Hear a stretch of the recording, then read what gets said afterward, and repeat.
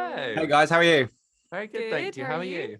I'm very well, thank you. I'm very, very well. I've been speaking to some of your lovely co-stars this morning, which has been... We haven't yet. I've barely seen them. No, I've seen like that. I've been like crossing corridors with them and then like making mad crowds being like, "You look amazing," and then I haven't seen any of them. You're the only person I've seen. Well, you're so lucky because you're actually seeing the best one. It's always the funness of junkets, isn't it? That you're in a room and then you're just in that room for the entirety. You don't see anything. Yeah, with like a blaring letter. It's like, apart from a sea of journalists, one after another. We're just waiting for Horse and Hound. And we'll be ready. Horse and Hay, classic. I was very worried I got the reference wrong then. I was like, no, you're on the money. Very good. Guys, the show is fantastic. It's great fun from what I've seen so far. Congratulations on the show. Thank you so much. What was it like for you guys to be part of this ensemble? Because there's a plethora of amazing people in this. So for you two as sort of the young ones, as you were labelled earlier by a few people. Love that. What was it like entering into this world and into this environment? Overwhelming. I mean, exciting. Yeah. I'm excited. It's been a positive overwhelming. Overwhelming. Let's just leave it there. Take from that what you will. Yeah. No, really exciting to work on a comedy. A comedy and also an ensemble comedy. Like they're definitely.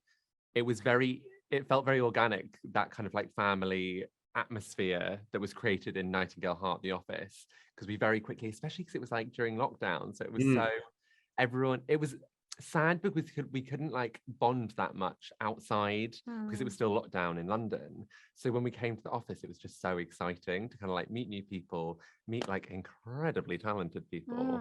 That was kind of a social space. Because we'd go back home and not really be able to, because we were kind of in lockdown still. So it was really lovely actually going from being in complete lockdown to arriving and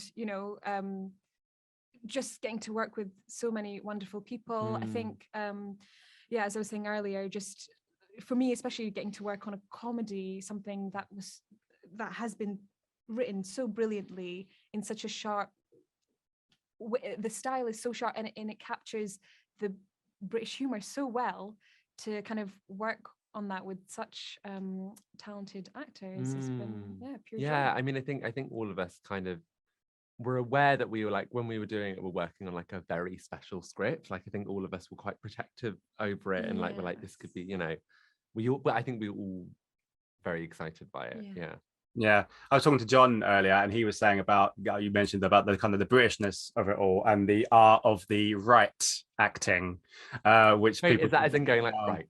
Yeah, the right. Okay. as you can tell, you not said that, I thought you would have meant like. It's such a powerful word in this. It's such a powerful word in the show. It can mean all sorts, but it's such a British thing. So is that like a fun thing for you guys to play with, something like that? Totally. I remember like, so my character says, "Oh my god," like pretty much non-stop, isn't it? Oh my god, yes. Oh my god, really?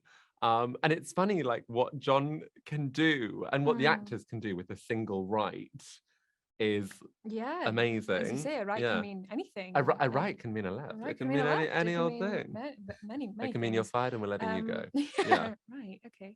But the thing that was really fun about working with a script like that, which is also quite challenging, was that a lot of the sentences are broken up, and a couple of words can convey lots of emotions and things.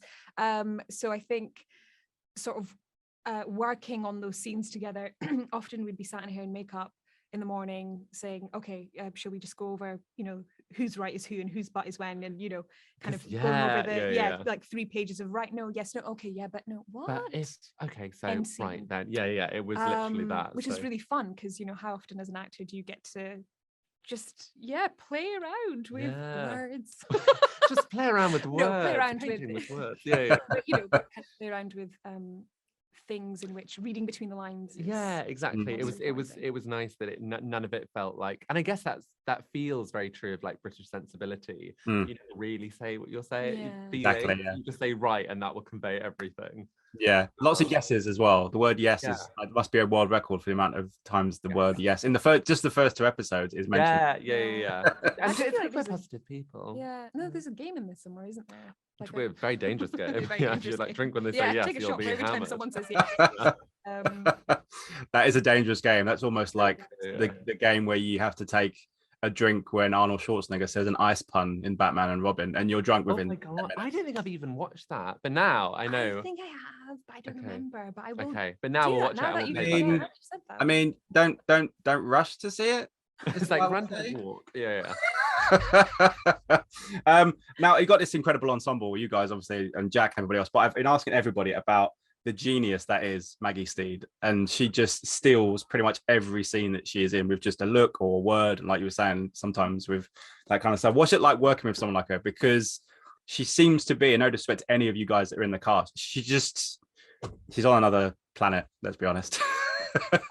Yeah. I mean, like, absolutely agree. She's just like absolutely iconic. Like, and she's so warm and so playful, and like, she was a really, she's done so much brilliant stuff and had such like a full career. It was really amazing just to work with her and kind of see how she worked and see how she like approaches a role, as well as kind of like being an incredibly like, you know, influential person on set as well. Yeah, because I think, you know, like I think especially as new or young actors, if you like, coming in, I think it's nice to have I mean, it was amazing to have someone like her on set, because she just has such a brilliant, authoritative and graceful presence about her that, yeah, just having her in the room would sort of help, like, kind of lower the blood pressure. No, but really would. She was just really warm and friendly, and I think the way in which she plays that character is it's really, I actually couldn't imagine anyone else doing that, really.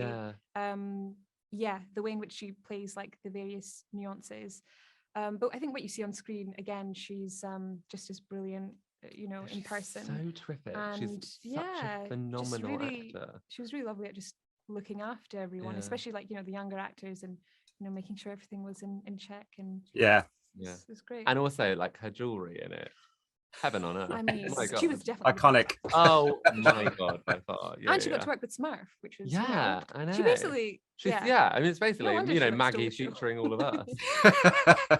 Yeah, you are the supporting cast. And we're grateful to be that. Yeah. I feel like in season 2, if you get to, I'm gonna ask you this question in a second, but I feel like we need a Judi Dench or Meryl Streep in a room with. They would definitely be with Stella as well. I think we should all fight to be Stella's assistant. I think that should be the next battle. Maybe that's where we go in season 2.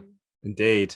Also, Hiftu, I have to say, I've only watched the first 2 episodes. I'm not going to spoil it for anybody, but there's something I need to know that I don't want anybody to tell me, but I'm very intrigued. What do you want to know? What? Yeah, the thing that's in the first 2 episodes.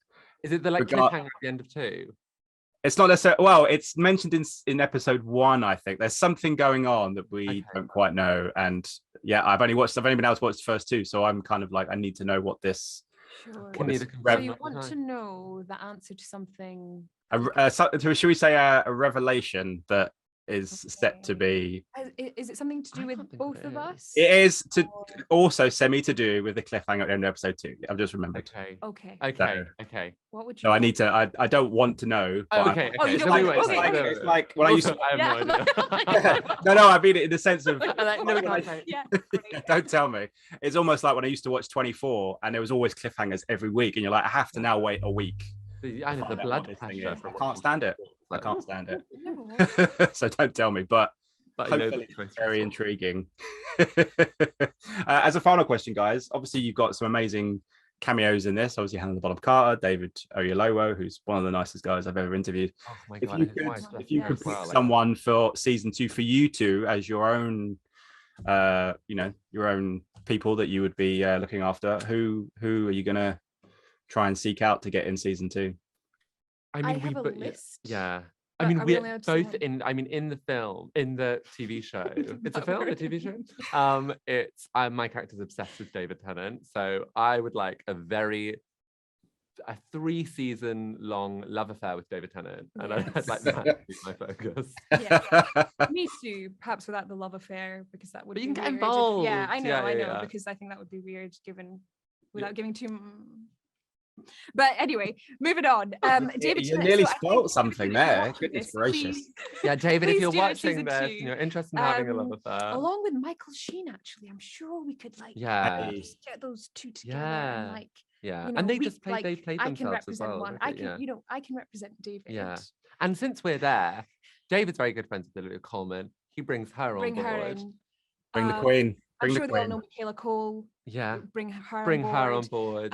You know, because of the way in which the show sort of veers off, maybe we can get Emma Stone on board as well. Yeah. Oh, bring Emma for yeah. sure. Big. Like, Go like big. on the list, you know, Yeah. so if they need any help for Yeah, season 2, So basically, it'd be more shorter list of who we wouldn't want, and we're about to name that list now. I say go big or go home. That's what I do. Although David Tennant and Michael Sheen are usually in a room together these days, like almost exclusively. apparently. So that Two would for probably one be deal. Yeah. Done. Yeah. Right there. Oh, good stuff. Guys, I wish you all the best for the show. Thank you so much for your time. Absolute pleasure chatting with you. Thank you so Same much. with Thank you. Take care. See you later. Bye. Ladies and gentlemen, you're watching Hey You Guys! Hey, you guys, huh? Hey, you guys. Is that from the Goonies? It is indeed, yes. Nice. Hey, you